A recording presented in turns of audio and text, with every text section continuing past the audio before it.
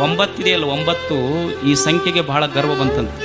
ಈ single digits ಏನಿದೆ ಇದ್ರೊಳಗೆ ನಾನಾ ದೊಡ್ಡವ ಅಂತ ಅನಿಸ್ತಂತದ. ನನ್ನಷ್ಟು ದೊಡ್ಡವ್ರು ಯಾರದಾರಂತ 9ಕ್ಕೆ ಅನಿಸ್ತು. ಅದು 9 ಸುಮ್ಮನೆ ಕೂಡಲಿಲ್ಲ, 8ಕ್ಕೆ ಹೋಗಿ ಕಪಾಳ ಕುಡಿತಂತದ್ದು. ಅದು 8 ಕೇಳ್ತು 9ಕ್ಕೆ ಯಾಕೆ ಕಪಾಳ ಕುಡಿದೆ? ದೂರ ಸರಿ, ನೀನು ನನಕಿನ ಸಣ್ಣವ, ನಾವು 9 ಭಾಳ ದೊಡ್ಡವ ಅಂತ. ಅದು ಮತ್ತೆ ಇವ್ದು ಹಿರಿಯಂದು ನೋಡಿತ್ತಲ್ಲ, ಅದು 8 ಸುಮ್ಮನೆ ಇರಲಿಲ್ಲ, 7ಕ್ಕೆ ಹೋಗಿ ಕಪಾಳ ಕುಡಿತದ.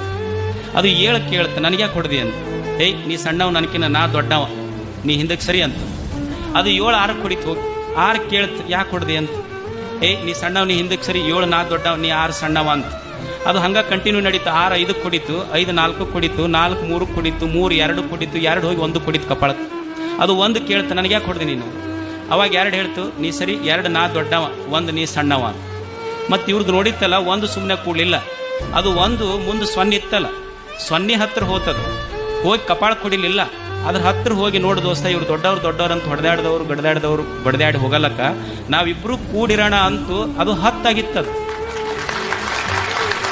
ಕೂಡಿದ್ದಕ್ಕ 1 ಪೂಜೆ ಜೊತೆ ಕೂಡಿದ್ದಕ್ಕೆ 10 ಆಗಿತ್ತು, 9 ಅವಾಗ ಮೆತ್ತಗಾಗಿತ್ತು.